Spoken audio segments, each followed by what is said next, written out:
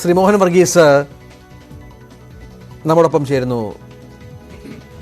ശ്രീ, നമ്മൾ പ്രതീക്ഷിച്ചിരുന്നത് ഒരു തെരഞ്ഞെടുപ്പ് വർഷമാണ്. 2024 മാസങ്ങൾക്കുള്ളിൽ തെരഞ്ഞെടുപ്പിൻ്റെ കാഹളം മുഴങ്ങും. 2019 ഒരു അനുഭവം ഉണ്ടായിരുന്നു. പീയൂഷ് ഗോയലിൻ്റെ ഒരു ബജറ്റ് സാധാരണ ഇടക്കാല ബജറ്റിനേക്കാളൊക്കെ അപ്പുറത്ത് വലിയ പ്രഖ്യാപനങ്ങളോട് കൂടിയ ഒരു രീതിയിൽ അന്ന് അദ്ദേഹം 2019 തെരഞ്ഞെടുപ്പിന് മുൻപ് അത് സംഭവിപ്പിച്ചു. പക്ഷേ ഇത്തവണ ഈ ധനമന്ത്രിയുടെയും BJPയുടെയും സർക്കാരിൻ്റെയും ഒക്കെ ഒരു അമിത ആത്മവിശ്വാസമാണോ ഒരു മണിക്കൂർ കൊണ്ട് കാര്യങ്ങൾ ചില സ്ഥലങ്ങളിൽ മാത്രം ഒന്ന് ടച്ച് ചെയ്ത് പോയി ബഡ്ജറ്റ് അവസാനിപ്പിക്കാനുള്ള രീതിയിലേക്ക് കാര്യങ്ങൾ എത്തിച്ചത്?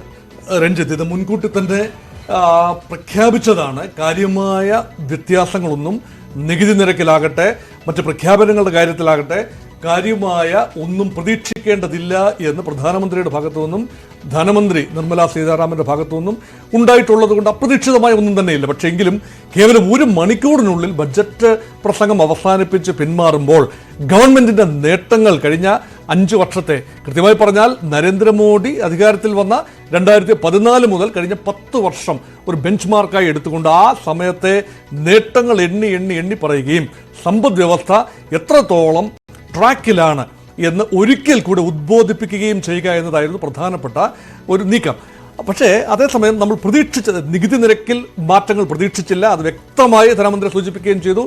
വ്യക്തിഗത നികുതി നിരക്കിലാകട്ടെ കോർപ്പറേറ്റ് ടാക്സിലാകട്ടെ യാതൊരു മാറ്റവും ഉണ്ടാവുന്നില്ല എന്ന് പറഞ്ഞുകൊണ്ട് ഒരു മിനിറ്റിനുള്ളിൽ ആ പ്രപ്പോസൽസ് അവസാനിപ്പിക്കുക.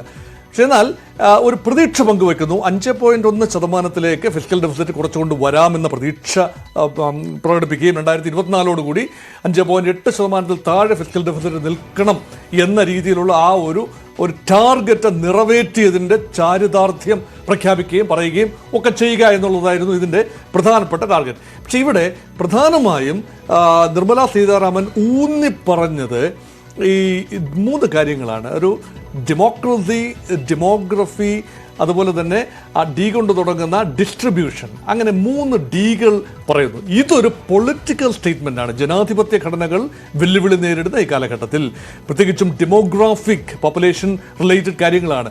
ഡെമോഗ്രഫിയുടെ കാര്യത്തിൽ ഈ ജനസംഖ്യ നിയന്ത്രണം കൊണ്ടുവരുമെന്ന് പറയുന്നു. അതിനെക്കുറിച്ച് പ്രത്യേകമായിട്ട് കമ്മീഷൻ നിയമിക്കുമെന്ന് പറയുന്നു. അത് സ്റ്റഡി നടത്തുമെന്ന് പറയുന്നു. ആ ഡെമോഗ്രഫിയെ എങ്ങനെ ഡെമോഗ്രാഫിക് ഡിവിഡൻഡായി മാറ്റിയെടുക്കാം എന്നതാണ് ഒരു ധനമന്ത്രിയുടെയും സർക്കാരിൻ്റെയും പ്രധാന ചിന്താവിഷയം. അതേക്കുറിച്ചുള്ള പ്രതീക്ഷ പങ്കുവയ്ക്കുന്നു. അതുമാത്രമല്ല ഡിസ്ട്രിബ്യൂഷൻ, ഒരു പൊതുവിതരണ സമ്പ്രദായത്തിലൂടെ, ക്ഷേമ പദ്ധതികളിലൂടെ, ജനോപകാരപ്രദമായ പദ്ധതികളിലൂടെ എങ്ങനെ വിതരണം സാധ്യമാക്കാം എന്നതിൻ്റെ ഒരു പ്രതീക്ഷയും പങ്കുവയ്ക്കുകയാണ്. വ്യക്തമായ പദ്ധതികളൊന്നും തന്നെ പറഞ്ഞില്ല എങ്കിൽ പോലും ഈ 3 കാര്യത്തിൽ ഊന്നിയാണ് ധനമന്ത്രി നിർമ്മലാ സീതാരാമൻ ഇന്ന് പ്രസംഗം നടത്തിയത്. അതുകൊണ്ട് തന്നെ യഥാർത്ഥത്തിൽ ഇന്ന വികസന പദ്ധതികൾ, ഇന്ന പ്രപ്പോസൽ എന്നിവ എണ്ണി പരിശോധിക്കുന്നതിനേക്കാൾ നല്ലത് ഇതിൻ്റെ പിന്നിൽ ഒരു പൊളിറ്റിക്കൽ സ്റ്റേറ്റ്മെന്റ് ആണ് കാണുന്നത്. യഥാർത്ഥത്തിൽ ഏതാനും മാസങ്ങൾക്കുള്ളിൽ 2-3 മാസത്തിനുള്ളിൽ ഭാരതം കൃത്യമായി തന്നെ പറയുകയാണ്, ജൂലൈയിൽ ഒരു ബജറ്റ് വരുന്നുണ്ട്. അതിൽ കുറച്ചുകൂടി സമഗ്രമായ കാര്യങ്ങൾ വിശദീകരിക്കുമെന്ന് നിർമ്മലാ സീതാരാമൻ പറയുമ്പോൾ അത്രത്തോളം ആത്മവിശ്വാസത്തിലാണ് താൻ തന്നെ. ഈ നേരത്തെ മോദിയൊക്കെ പറഞ്ഞു 2024 താനായിരിക്കും അധികാരത്തിൽ വരിക. ഇവിടെ നിർമ്മലാ സീതാരാമനും അത്തരത്തിൽ ഒരു ആത്മവിശ്വാസം പ്രകടിപ്പിക്കുന്നു. ഒരു മാരത്തോൺ റണ്ണറുടെ ആത്മവിശ്വാസമാണ്. കാരണം ഏതാനും ലാപ്പുകൾ കഴിഞ്ഞ് അസ്തമിക്കേണ്ടതല്ല, ഈ സർക്കാർ തുടരും എന്ന ആത്മവിശ്വാസം. അതുകൊണ്ട് ആ വാക്കുകൾ, നിർമ്മലാ സീതാരാമൻ്റെ ബജറ്റ് പ്രസംഗം പൂർണ്ണമായി ഞാൻ കേട്ടതാണ്. അതിൻ്റെ ആ വാക്കുകൾ കാണുന്ന ആത്മവിശ്വാസം എന്ന് പറയുന്നത് അടുത്ത സർക്കാർ തീർച്ചയായും NDA സർക്കാരായിരിക്കും. അങ്ങനെയെങ്കിൽ ഇത് തുടരും. തൽക്കാലത്തേക്ക് ആവശ്യമുള്ളത് ഏപ്രിൽ 1, 2024 മുതൽ അടുത്ത സർക്കാർ ചുമതല ഏൽക്കുന്നത് വരെയുള്ള 3-4 മാസത്തേക്കുള്ള ഇടക്കാല ധനാഭ്യർത്ഥനകൾ മാത്രമാണ് ഇവിടെ നടത്തിയത്. അതുകൊണ്ടാണല്ലോ ഇതിനെ ഒരു വോട്ട് ഓൺ അക്കൗണ്ട് എന്നോ ഇന്റീരിയം ബജറ്റ് എന്നോ ഒക്കെ വിളിക്കുന്നത്. ആ ഒരു കാര്യത്തിൽ നോക്കുമ്പോൾ പ്രത്യേക പ്രതീക്ഷയുടെ ഒന്നും ആവശ്യമില്ല.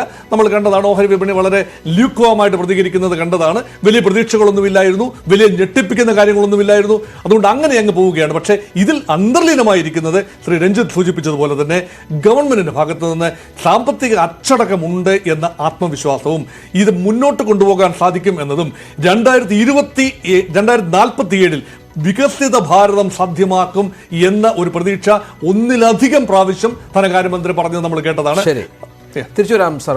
തുടരുക ദയവായി. നമുക്ക് വിശദമായി തന്നെ ഈ വിഷയത്തിലേക്ക്, ചർച്ചയിലേക്ക് പോകേണ്ടതുണ്ട്. അടിസ്ഥാന സൗകര്യ വികസനത്തിന് ഊന്നൽ നൽകുന്നു. നികുതി നിരക്കിൽ മാറ്റമില്ലാത്ത ബജറ്റ് പ്രഖ്യാപിക്കുന്ന ധനമന്ത്രി തന്റെ 1 മണിക്കൂർ നീണ്ട പ്രസംഗത്തിൽ. വളരെ പെട്ടെന്ന് തിരിച്ചു വരാം.